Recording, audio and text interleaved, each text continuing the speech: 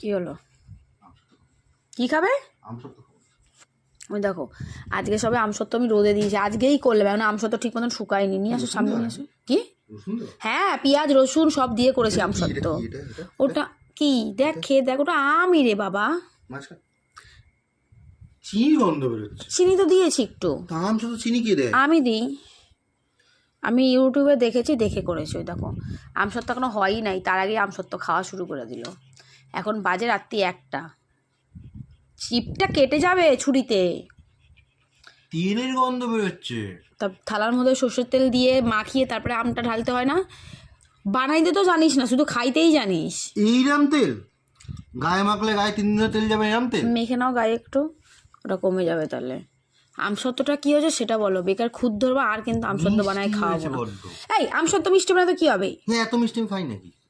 দেখি তোলো, দেখি এটা কি সুন্দর হয়েছে সবার মতন। কেমন? না, আমরা উঠবো এখন। দাঁড়াও না, সবাই দেখি কি সুন্দর তোলে। এই দেখো, কি বলছো তুমি? এই দেখো, ই মা, দিলেই আমসত্ত্বটা সর্বনাশ কইরা। কালকে আর রোদে দেওয়ার জন্য এই থালাটা থাকবে না, একটা থালাই রোদে দেবো কালকে।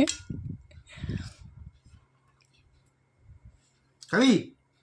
না, তেল দেওয়া, একটু খাবে, তেল দেওয়া কিন্তু। একটু খাও। এই পড়ে যায়। না, খাও। দিও না, ও যাচ্ছেই না বেচারার মুখে। নিয়েছো তো অনেকটা তুমি একেবারে। বেশি দেবো না দিদি, এতটা দিদি। এই না না, দিচ্ছি, বেশি দিচ্ছি। দিও না শুভ, সর্ষের তেল দেওয়া, চিনি মিনি দেওয়া এর মধ্যে।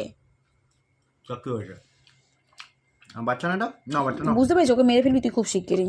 তোর এই পিড়িতের চক্করেও মরে যাবে, আর কিছুই না। খেলে মরে না, খেলে মরে না। হ্যাঁ, বলগুলো আমি খেয়েই মরে যাবো।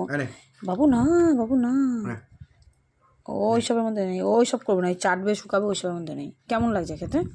মিষ্টি লাগছে বড্ড বেশি, কিন্তু আমের ফ্লেভারটা আছে, মানে সেন্টটা আছে।